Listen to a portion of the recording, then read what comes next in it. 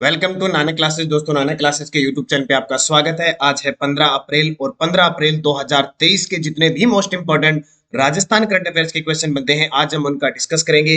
पूरा वीडियो ध्यान से देखना और लास्ट में मैं आपसे क्वेश्चन पूछूंगा जिनके जवाब आपको कमेंट बॉक्स में देने हैं। तो आज हम पढ़ेंगे प्रदेश में प्रधानमंत्री फसल बीमा योजना को, वो देश भर में अपने राजस्थान की इस योजना को अवार्ड मिला। राजस्थान में राणा प्रताप सागर बांध देश में बड़ा फेमस, टोटल कुल मुख्य जो फेमस बांध है उसमें राजस्थान का एकमात्र बांध आया हुआ है। और प्रदेश में गुरु नानक देव जी कल्याण बोर्ड के गठन को मंजूरी दी गई है। पूरी विस्तृत चर्चा इसमें बढ़ेंगे।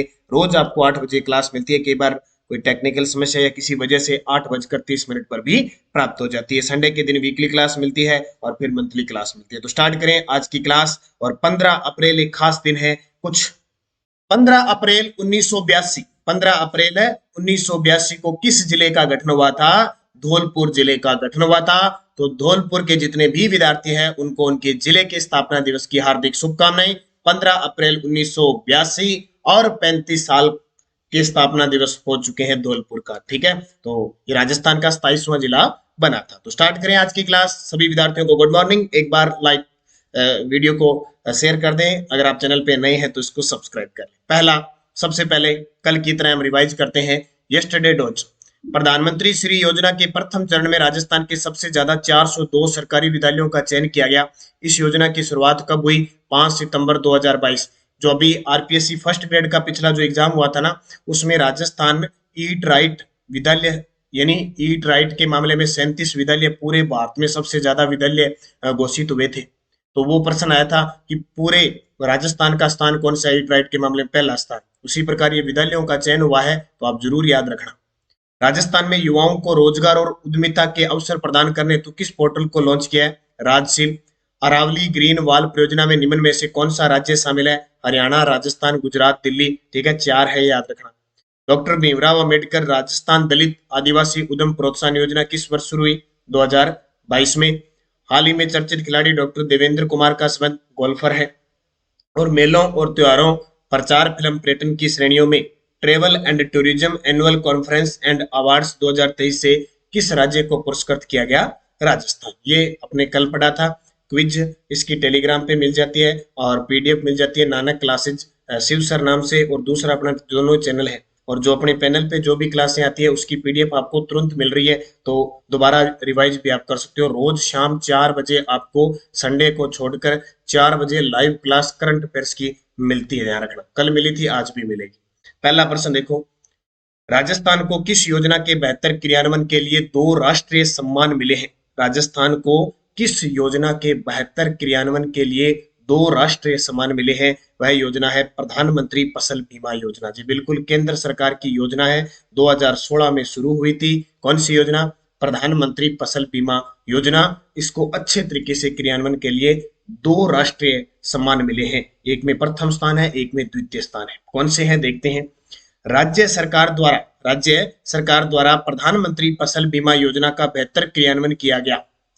राजस्थान को डीजी क्लेम के माध्यम से, यानी डीजी सूखा वगैरह ये होता है ना, उसके क्लेम के माध्यम से क्लेम वितरण का उत्कृष्ट कार्य करने के लिए प्रथम और लंबित प्रकरणों का त्वरित निराकरण करने के लिए द्वितीय पुरस्कार मिला। दोनों ही याद रखना। एक तो डीजी क्लेम के माध्यम से क्लेम वितरण के लिए उत्कृष्ट कार्य करने पर तो प्रथम, और लंबित प्रकरणों का त्वरित निराकरण करने के लिए द्वितीय पुरस्कार मिला।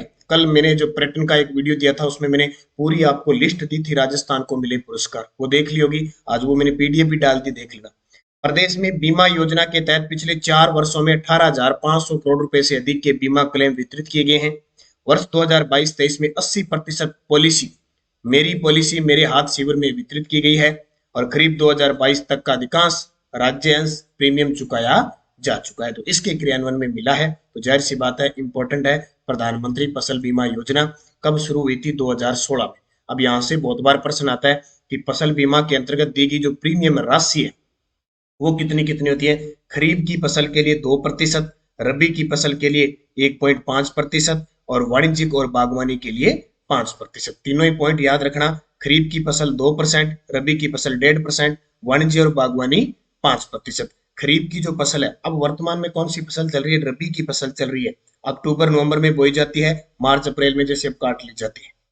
उसी प्रकार वाणिज्य और बागवानी, ठीक है, इस तीनों को चीजों को याद रखना इंपॉर्टेंट है। अक्टूबर नवंबर से मार्च अप्रैल खरीफ की जो रबी की फसल होती है, उसके बाद में वापस जून जुलाई से लेकर मई जून से लेकर वापस सितंबर अक्टूबर तक खरीफ की फसल होती है। वाणिज्य और बागवानी जो फलों से संबंधित है। उत्तरी पूर्वी क्षेत्र को छोड़कर वहां 90-10 का अनुपात है, इसमें राज्य और केंद्र का, जबकि बाकी जो राज्य है वहां पे 50-50 के आधार पर साझा किया जाता है। तो ये योजना आपके लिए इंपॉर्टेंट है। दूसरा प्रश्न, केंद्रीय जल आयोग ने देश के 17 बांधों को आइकॉनिक यानी प्रतिष्ठित और फेमस यानी प्रसिद्ध बांध घोषित किया है। इसमें राजस्थान का एकमात्र बांध कौन सा शामिल हुआ है? केंद्रीय जल आयोग ने देश के 17 बांधों को आइकॉनिक और फेमस बांध घोषित किया है। इसमें राजस्थान का एकमात्र बांध कौन सा शामिल हुआ है? राणा प्रताप सागर बांध। कल हमने पढ़ा था कि टॉप 100 ऐसे बांध जो यानी 100 साल पुराने हो चुके हैं बांध, उसमें राजस्थान के 4 बांध शामिल थे। ठीक है, हमने पढ़ा। आज हम पढ़ रहे हैं कि देश के 17 बांधों को प्रतिष्ठित और फेमस बांध में राजस्थान का एकमात्र बांध शामिल हुआ है, राणा प्रताप सागर बांध। कहां पे है? देखो, केंद्रीय जल आयोग ने देश के 17 बांधों को आइकॉनिक यानी प्रतिष्ठित और फेमस प्रसिद्ध बांध माना है। इसमें राजस्थान में एकमात्र राणा प्रताप सागर बांध चित्तौड़गढ़ को यह दर्जा मिला है। राणा प्रताप सागर बांध रावत भाटा चित्तौड़गढ़ के अंदर है। कहां पे? रावत भाटा चित्तौड़गढ़ के अंदर है। और किस नदी के किनारे है? चंबल नदी के किनारे। राणा प्रताप सागर बांध देखिए, राणा प्रताप सागर बांध का 9 फरवरी 1970 को लोकार्पण किया गया था। इस पर 6 परमाणु बिजली घर, जो अपना रावत भाटा बिजली घर है ना, वो यही बना हुआ है। 6 इकाइयां काम कर रही है, 1080 मेगावाट का प्रचालन कर रही है। किसके सहयोग से बना था ये? कनाडा के सहयोग से। राजस्थान का प्रथम है और देश का दूसरा है। 700 मेगावाट के 2 परमाणु रिएक्टर निर्माणाधीन है। इसकी पूर्ण भराव जो स्तर है वो 1157.50 फीट है, ऊंचाई 177 फीट है और आधार क्षमता इसकी 1.27 लाख एकड़ फीट है। तो चर्चा में आ गया। अब ये ज्योग्राफी का प्रश्न बन गया कि राणा प्रताप सागर बांध किस जिले में? चित्तौड़गढ़ में। किस नदी के किनारे है? चंबल नदी। अब मुझे कमेंट करके ये बताना, ज्योग्राफी पढ़ते हो, इससे जो विद्युत उत्पन्न होती है वो कितनी होती है? राणा प्रताप सागर बांध पे जो इकाइयां काम कर रही है उससे कितनी विद्युत अपने को उत्पन्न हो रही है, कितनी इकाइयां कर रहता है? मुझे कमेंट करके जरूर बताना। इसका नहीं बताना, ये तो परमाणु बिजली घर अलग है। राणा प्रताप सागर बांध पे भी तो बिजली बहुउद्देशीय परियोजना में शामिल है ना। चंबल नदी पे 4 बांध है, जैसे गांधी सागर है, राणा प्रताप सागर है, जवाहर सागर है, कोटा बैराज है। इनमें से 3 बांधों से बिजली उत्पन्न होती है, वो मुझे बताना है। देखो, केंद्रीय जल आयोग की सूची के अनुसार देश भर के 17 प्रसिद्ध बांध। अब ये इंडिया का प्रश्न है, क्योंकि इंडिया ज्योग्राफी जब आप पढ़ते हो तो बड़े सिंपल से प्रश्न आते हैं पेपर के अंदर। अब कौन कौन से आते हैं? अब कुछ बांध है, इनको पढ़ लो, काम देंगे। राणा प्रताप सागर बांध राजस्थान में, कृष्णराज सागर बांध है कर्नाटक में, कल नई बांध है तमिलनाडु में, हीराकुंड बांध उड़ीसा में, रिहंद बांध उत्तर प्रदेश में, फिर तुंगभद्रा बांध कर्नाटक में, मेथन बांध झारखंड में, इडुक्की बांध केरल में, भाखड़ा बांध पंजाब में, नागार्जुन सागर तेलंगाना में, कोयना बांध महाराष्ट्र में, उकई बांध गुजरात में, सरदार सरोवर बांध गुजरात में, मेटूर बांध तमिलनाडु में, भवानी सागर बांध तमिलनाडु में, अलमटी बांध कर्नाटक में और उज्जानी बांध महाराष्ट्र में। ठीक है, ये 17 बांध है, इनको याद कर लेना। आपको जो किसी भी एग्जाम में है बांध का प्रश्न यहां से पूछेगा, आगे से पूछेगा। अगला प्रश्न देखो, 13 और 14 अप्रैल 2023 को G20 देशों की W20 यानी महिला कोर समूह की अंतरराष्ट्रीय बैठक का आयोजन राजस्थान में कहां किया गया? इससे पहले आपको पता होगा कि भारत मेजबानी कर रहा है, तो औरंगाबाद के अंदर पहली बैठक हो चुकी है महिला कोर के गठन की। ठीक है, औरंगाबाद महाराष्ट्र के अंदर हो चुकी है। अब ये दूसरी बैठक राजस्थान में हो रही है, जयपुर के अंदर हो गई। कब? 13 और 14 अप्रैल को। 13-14 अप्रैल 2023 को G20 देशों की W20 यानी महिला कोर समूह की अंतरराष्ट्रीय बैठक का आयोजन राजस्थान में कहा किया गया? जयपुर। अब ये जो भी बैठक हो रही है ना राजस्थान के अंदर G20 देशों की, यहाँ से प्रश्न पक्का आएगा। G20 देश ये गठन बना था 1999 में, संगठन बना था 20 देशों का। ठीक है, इसमें 19 देश और एक यूरोपियन संघ। ये बहुत इंपॉर्टेंट है आपके लिए, क्योंकि इससे पहले ये पेपर में आ चुका है, रीट के पेपर में। राजस्थान के जयपुर में 13-14 अप्रैल 2023 को G20 देशों के W यानी वुमेन 20 समूह की अंतरराष्ट्रीय बैठक का आयोजन किया गया। और आपको पता है कि हमारी 5वीं जो वित्त आयोग की अध्यक्ष थी डॉक्टर ज्योति किरण ने अगवानी की थी। अब देखो, ये 2 पॉइंट आपको याद ही रखने। G20 शिखर सम्मेलन की 2 से 4 फरवरी 2023 तक राजस्थान के जोधपुर में बैठक हुई थी। ये प्रश्न आने वाले पेपर में पक्का आएगा, क्योंकि ये आ चुका है। 4 से 7 दिसंबर 2022 को G20 शेरपा आयोजन राजस्थान के उदयपुर में हुआ था, ये रीट के अंदर आ चुका है। अब ये पॉइंट और ये पॉइंट इनकी तारीख याद रखना, 13-14 अप्रैल जयपुर और 2 से 4 फरवरी जोधपुर और 4 से 7 दिसंबर उदयपुर। तो अच्छे तरीके से नोट करके रखना, ये तीनों ही पॉइंट है आपके लिए बहुत ही इंपॉर्टेंट। चौथा प्रश्न देखो, राजस्थान पर्यटन विकास निगम द्वारा ढोला मारू टूरिज्म कॉम्प्लेक्स का निर्माण कहाँ किया जाएगा? ये पहले प्रस्तावित था, बजट में भी प्रस्तावित था कि ढोला मारू टूरिज्म कॉम्प्लेक्स का निर्माण हम जैसलमेर के अंदर करेंगे, लेकिन अब चर्चा में क्यों आ गया? क्योंकि आरटीडीसी के द्वारा अब इस ढोला मारू टूरिज्म कॉम्प्लेक्स का निर्माण करने के लिए कहाँ निर्माण किया जाएगा, उसके लिए जगह चयनित कर ली, एक गांव चयनित कर लिया, उसका नाम है दामोदरा गांव जैसलमेर। कौन सा है? दामोदरा गांव जैसलमेर। जैसे अब चयनित हुई है करवट जोधपुर में राजीव गांधी फिनटेक यूनिवर्सिटी बनेगी। सम जैसलमेर के अंदर पहली जायराइड हेलीकॉप्टर जायराइड वो पर्यटक वाली हवाई सेवा शुरू की थी। बूढ़ा मिलानी बाड़मेर में बाजरा अनुसंधान केंद्र स्थापित होगा केंद्र सरकार के द्वारा। उसी प्रकार राजस्थान सरकार ने दामोदरा दामोदरा गांव जैसलमेर में डोला मारू टूरिज्म कॉम्प्लेक्स बनाने के लिए जगह चयनित कर ली, इसलिए चर्चा में आ गया। तो दामोदरा गांव जैसलमेर में राजस्थान पर्यटन विकास निगम, जिसको हम कहते हैं आरटीडीसी, द्वारा डोला मारू टूरिज्म कॉम्प्लेक्स बनाने जा रहा है। इसके बनने के साथ ही जैसलमेर व आसपास के क्षेत्र में व्यापक सामाजिक और आर्थिक बदलाव, ये तो है ही पर्यटन के क्षेत्र में, जैसे ही पर्यटन बढ़ेगा ये विकसित होगा। आरटीडीसी के चेयरमैन कौन है? धर्मेंद्र राठौड़। ये आपके लिए इंपॉर्टेंट है, चर्चा में याद रखना बस, क्योंकि देखो करंट की चीजें होती है उतना याद रखना, आलतू फालतू बहुत ज्यादा चीजें याद रखोगे तो जो वास्तविक रूप से सही पेपर में आने वाला प्रश्न है उससे ध्यान भटक जाता है। इसलिए मैं क्वेश्चन के साथ आपको पॉइंट टू पॉइंट उतनी ही बात बताऊंगा जितनी हमारे लिए इंपॉर्टेंट है, क्योंकि रोज डेली का करंट बनता है, इतना करंट बनता है कि बहुत ज्यादा बन जाता है और लास्ट में एकदम इकट्ठा हो जाता है। अब डेली आप क्लास ले रहे हो ना, तो आपके दिमाग में थोड़ा थोड़ा चलता रहेगा। अब जब भी कभी इसका नाम आएगा दामोदरा गांव जैसलमेर, तो आपके दिमाग में आ जाएगा डोला मारू टूरिज्म कॉम्प्लेक्स का निर्माण हुआ है। यह प्रश्न आ जाएगा कि डोला मारू टूरिज्म कॉम्प्लेक्स का निर्माण दामोदरा गांव में किया जाएगा, ये किस जिले के अंदर है? जैसलमेर के अंदर। ठीक है, जैसे अभी पेपर में आया था, जो दैमी कला है बगरू, दैमी कला बगरू है, वहां पे डॉक्टर भीमराव अंबेडकर विश्वविद्यालय के लिए जगह चयनित की गई है, ऐसे याद रखना। देखो मुख्य तथ्य, दामोदरा गांव जैसलमेर में राजस्थान पर्यटन विकास निगम आरटीडीसी द्वारा डोला मारू टूरिज्म कॉम्प्लेक्स बनाने जा रही है, पटलिया और धर्मेंद्र राठौड़।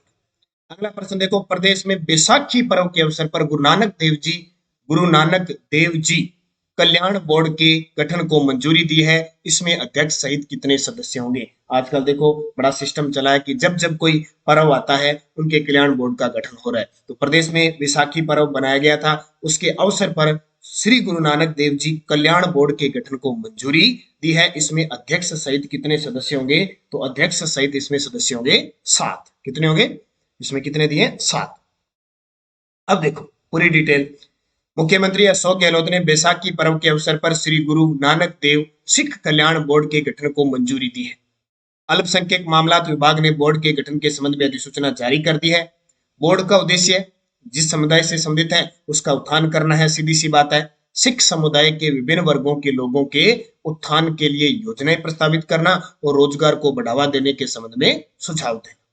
बोर्ड का प्रशासनिक विभाग अल्पसंख्यक मामलात विभाग होगा। बोर्ड का जो प्रशासनिक विभाग होगा वो अल्पसंख्यक मामलात विभाग, जिसके मंत्री कौन है? सालेह मोहम्मद। बोर्ड में 7 गैर सरकारी सदस्य होंगे, जिनमें एक अध्यक्ष, एक उपाध्यक्ष और 5 सदस्य होंगे। तो टोटल मिला के कितने होंगे? 7 होंगे। साथ ही विभिन्न विभागों के प्रतिनिधि भी इसमें सदस्य के रूप में शामिल होंगे। तो ये आपके लिए इंपॉर्टेंट बनेगा। इससे पहले सरकार ने देखो अभी ताजा राज्य वीर तेजाजी कल्याण बोर्ड का गठन किया था। वीर तेजाजी कल्याण बोर्ड का गठन किया था, उसमें 9 सदस्य थे और इसमें कितने हैं? 7 सदस्य। ठीक है, इससे पहले सरकार ने एक और किया था, राजस्थान गाड़िया लोहार कल्याण बोर्ड को मंजूरी दी थी, उसमें भी 7 सदस्य थे। उसमें भी कितने? 7 सदस्य थे। वीर तेजाजी 9 सदस्य और श्री गुरु नानक देव जी कल्याण बोर्ड का गठन किया गया। श्री गुरु नानक देव जी सिख कल्याण बोर्ड का गठन किया, उसमें 7 है। तो एग्जामिनर ये टोटल पूछ सकता है, एक अध्यक्ष, एक उपाध्यक्ष, बाकी सदस्य। ये था इंपॉर्टेंट, इसको पूरा अच्छे तरीके से याद रखना। पिछले वीडियो का क्वेश्चन मैंने पूछा था, प्रदेश में जैन मिनेश आदिवासी विश्वविद्यालय किस जिले में स्थापित किया जा रहा है? तो आप सभी का उत्तर था कोटा जिले के अंदर। अब आपके लिए क्वेश्चन जिसका जवाब आपको कमेंट बॉक्स में देना है। चर्चित खिलाड़ी डॉक्टर देवेंद्र कुमार का संबंध किस खेल से है? चर्चित खिलाड़ी डॉक्टर देवेंद्र कुमार का संबंध किस खेल से है? बैडमिंटन, कबड्डी, गोल्फर, भाला फेंक। सही जवाब आपको कमेंट बॉक्स में देना है। यस्टरडे दोस्ती कुंभा द्वारा निर्मित कुंभलगढ़ दुर्ग का शिल्पी कौन था? मंडन। और ये बता देता हूं, मैं शाम 9 बजे अपनी जो क्लास आती है यूट्यूब पे, वहीं से प्रश्न देता हूं, तो सारे विद्यार्थी शाम की क्लास देखा करो, वहीं से ये प्रश्न होते हैं, फिर आपके उत्तर मिल जाते हैं। क्योंकि हमारी जो टेस्ट सीरीज चल रही है ये राजस्थान अध्ययन की टेस्ट सीरीज है। भूगोल, इतिहास, पहले भूगोल पूर्व हो चुकी है, अब इतिहास चल रहा है। 6 बजे रोज इसका टेस्ट मिलता है ऐप के ऊपर। 200 रुपए की टेस्ट सीरीज है, पूरे साल आपको टेस्ट सीरीज मिलेगी, संडे को छोड़कर पूरे साल तक टेस्ट सीरीज मिलेगी, देखो राजस्थान की, और आपको कहीं भटकने की जरूरत नहीं पड़ेगी। और इसका 9 बजे आपको सोल्यूशन मिल रहा है। जैसे आज आपका टेस्ट होगा राजस्थान में मराठों का आगमन और 1818 की संधियां। कल था कछवा वंश, यादव वंश, भाटी वंश, उसका मैंने वीडियो दे दिया। तो ये टेस्ट सीरीज ऐप में जाके आप जरूर ले लेना, बार बार आपको कहीं से टेस्ट सीरीज लेने की जरूरत नहीं है। और इसके अलावा अगर आप हमारी इस गोल्ड मेंबरशिप को ले लेते हो 500 रुपए में, तो पूरे साल कोई भी टेस्ट सीरीज हो, चाहे first grade, second grade, PTI, कुछ भी हो, सारा इसमें फ्री मिल जाएगा टेस्ट के रूप में, ध्यान रखना। ठीक है। तो उत्तर क्या आ जाएगा? मंडन। ये पूरी कहानी मैंने आपको बता दी, यहाँ प्रश्न आसान है आपके लिए। कुंभा के काल में अत्रि व महेश ने किस प्रशस्ति की रचना की थी? कीर्ति स्तंभ प्रशस्ति की। अभिनव भट्टाचार्य हिंदू सुल्तान की उपाधि से सम्मानित शासक कौन थे? कुंभा। और किसके अनुसार कुंभा को मेवाड़ के 84 में से 32 दुर्गों का निर्माण करता माना गया? श्यामल दास। और एकलिंग महात्म्य ग्रंथ के लेखक है कान्हा व्यास। ये पांचों के जवाब बहुत सारे विद्यार्थियों ने शानदार दिए, इन सभी को हार्दिक शुभकामनाएं। अब आपके लिए नेक्स्ट रोज, कल मैंने जो क्लास लगाई थी कछवा वंश की, वहां से मैंने 5% दे दिए। अब आपने देखिए तो आपके उत्तर आसानी से आ जाएंगे। मान सिंह ने किन दो मुगल सम्राटों की सेवा की थी? जय सिंह द्वितीय को स्वाई की उपाधि किस मुगल बादशाह ने दी थी? मिर्जा इस्माइल जयपुर के किस शासक के प्रधानमंत्री थे? जयपुर के किस शासक को आधुनिक चाणक्य कहा जाता है? और मानसिंह द्वितीय की 1970 में पोलो खेलते हुए घोड़े से गिर जाने से मृत्यु कहाँ हुई थी? ठीक है, ये पांचों के जवाब आपको कमेंट बॉक्स में देने हैं। रात का वीडियो देखा है तो आप आराम से देख सकते हो। बस आप लगातार अध्ययन करें, अच्छे तरीके से बने। नानक क्लासेज, एक तो ये पुस्तक है बाजार में पूरे उपलब्ध है, आप ऑनलाइन ऑफलाइन दोनों ही मिल जाएगी।